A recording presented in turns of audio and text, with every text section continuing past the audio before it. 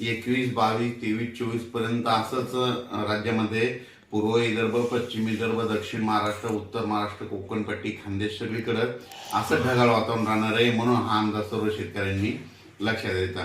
त्याच्यानंतर राज्यामध्ये काय होणार आहे, 27, 28, 29च्या दरम्यान राज्यात थोडं पावसाचं वातावरण तयार होणार आहे, म्हणून हा अंदाज लक्षात द्यायचा. सांगायचं झालं तर मग ते पाऊस थोडंफार उत्तर महाराष्ट्राकडे देखील ठिबक येण्याची शक्यता आहे, म्हणून हे देखील पूर्वकल्पना म्हणून अंदाज सर्व शेतकऱ्यांनी लक्ष द्यायचा. राज्यातल्या सर्व शेतकऱ्यांना सांगू इच्छितो की हे ढगाळ वातावरण वेलवर्गीय पिकासाठी खूप चांगलं आहे. त्याच्यानंतर तुम्हाला एक सांगू इच्छितो की हरभऱ्याला फुलं लागण्यासाठी देखील खूप चांगलं वातावरण आहे, म्हणून हे देखील लक्षात घ्यायचं. पण ह्या वातावरणामध्ये काय होणार, ढगाळ वातावरण राहत असल्यामुळं राज्यामध्ये धुई धुकं देखील राहतं.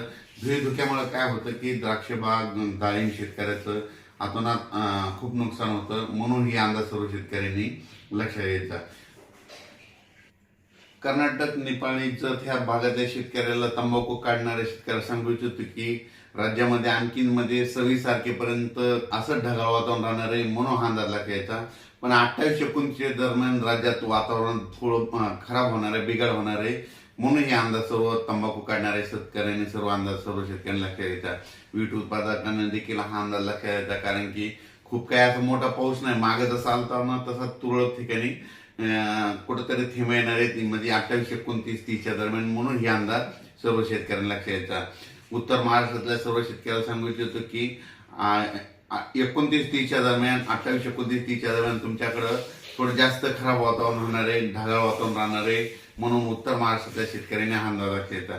मग हे वातावरण कशामुळे खराब होणार आहे त्याचा एक तुम्हाला कल्पना देतो. काय झालं की वेस्टर्न डिस्ट्रिक्ट WD काय झालं, गुजरात, राजस्थान, पंजाब, हरियाणा, मध्य प्रदेश, उत्तर प्रदेश, तिकडे काय होणार आहे आता ह्या म्हणजे 26 ते 30 दरम्यान, म्हणजे जानेवारीच्या शेवटच्या आठवड्यात त्या 5-6 राज्यामध्ये काही ठिकाणी बर्फवारी होईल, कुठं गारपीट देखील होईल, कुठं मध्य प्रदेशमध्ये, राजस्थान, हरियाणा, पंजाब, उत्तर प्रदेश तिकडे गारपीट होईल. पण त्याचा असर काय होणार आहे महाराष्ट्राला, मग ढगाळ वातावरण राहील आणि तुरळक ठिकाणी मग क्वचित भागामध्ये कुठंतरी थिंब पडतील, म्हणून हा अंदाज सर्व शेतकऱ्यांनी पूर्वकल्पना म्हणून लक्षात घ्यायचा.